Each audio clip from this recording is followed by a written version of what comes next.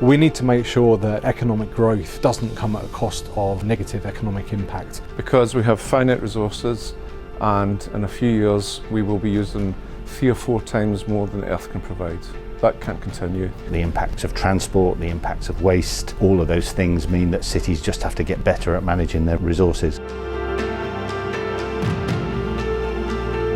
Circular economy is a model that allows decision makers, economic decision makers, whether they're in companies or in corporations, organizations and governments, to start thinking about how to best utilize our scarce resources. For the first time in the planet's history, more people live in cities now than they do in the countryside, so it becomes increasingly important. We need to make sure we're using the resources available to us as efficiently as possible, and that means planning the use of those resources from the very beginning. We are the economic development company for the city of Peterborough, and we want to help the city have a sustainable economy over the next few years, and particularly by 2050. We have strong connection with the organisations and governments to develop this, and in the future we want to grow it and understand how to help the city become more resource efficient, to build businesses that help support the city through improving business rates and avoid resource inefficiency and help develop jobs in people's lives.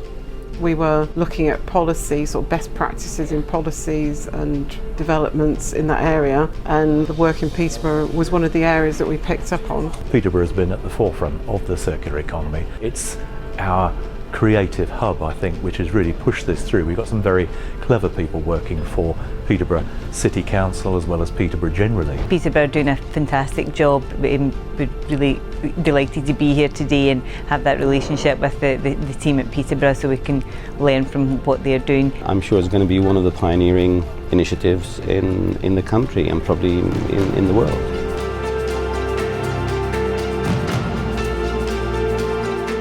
The day worked really well because there were about 100 people here from all over the country and all over the world actually. The networking aspect is incredibly helpful, because it's great that people from different areas can work collaboratively from different sort of ends of the spectrum in the circular economy, but supporting each other. There were people from cities, from universities, from community groups, so it was great to see what was happening in cities around the country and around Europe. The event today was fantastic, very inspirational speakers.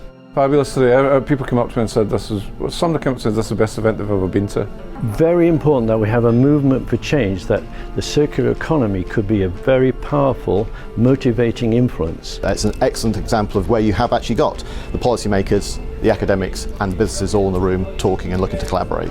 A lot of interest from the people that have come to see the speakers as well. Because there isn't a lot of data on what's happening on a really broad scale, events like this help take those things happening in isolation and bring them together.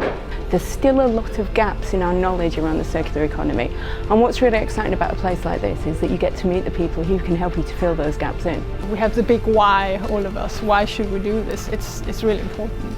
There's a lot of people from a lot of backgrounds working on different parts of this puzzle, and they're all like-minded individuals, and when they come together like this, really interesting ideas for the future come out. We can be pioneers and share that information around the world going forward.